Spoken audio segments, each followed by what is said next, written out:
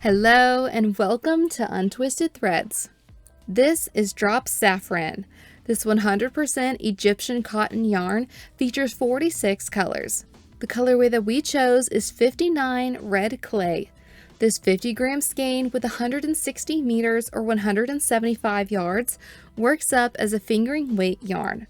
The suggested gauge on a US 2.5 or 3 millimeter needles is 24 stitches and 32 rows per 4 inches or 10 centimeters. For our swatch, I'll be holding a double and using a 4.5 millimeter needle size. Currently, this yarn is available for purchase at a couple of larger shops, even on Amazon, which you could shop with our link down below. In today's video, we're going to review and score Drop Safran using our 4 categories, which are traction, softness, durability, and cost, to help you decide if this is the best yarn for you and your next project. If you've ever wished you could actually feel the yarns we talk about, we totally get it. Screens just don't do it justice. That's why we created a monthly yarn sampler card on Patreon.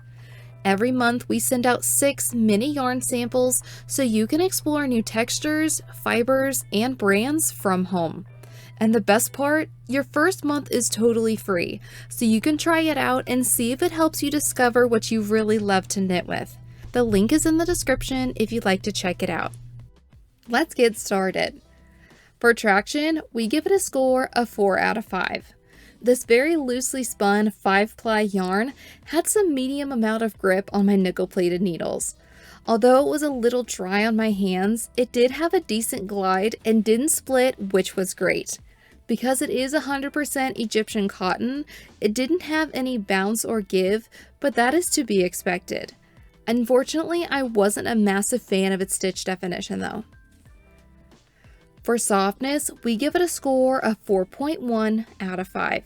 First impression, before blocking of course, was that it wasn't uber soft and had no bounce. That's one of the most common issues I run into with cotton yarns and my sensitive skin. Can I even work with it because it's drier than hay? But this one wasn't too bad. Now I have noticed some drops yarn have quite a swatch transformation before and after blocking, and this one was no exception. It did soften up beautifully afterwards, not like butter, but still pretty nice. For a comparison, it is softer than Drops Bell and not quite as soft as Knitting for Olive Cotton Merino. I'd say it's pretty comparable to Drops Cotton Merino. For a micron count or softness scale rating, I'd estimate it to be around a 22 micron count, so just hardly outside of that typical merino softness range, but it's definitely not scratchy either. Egyptian cotton has extra long fibers that create a fabric that is soft and smooth against the skin. It's also naturally breathable, allowing air to circulate and helping to regulate body temperature, making it comfortable for all seasons. For durability, we give it a score of 4.5 out of 5.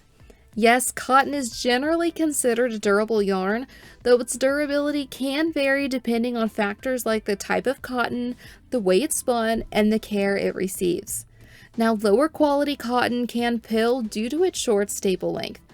Because this Egyptian cotton has an extra long fiber length, it results in a soft or even luxurious feel and a fabric that's less prone to pilling. I experienced this firsthand with our stress test and noticed only the tiniest amount of pilling. I was so happy. For cost, we give it a score of 4.9 out of 5.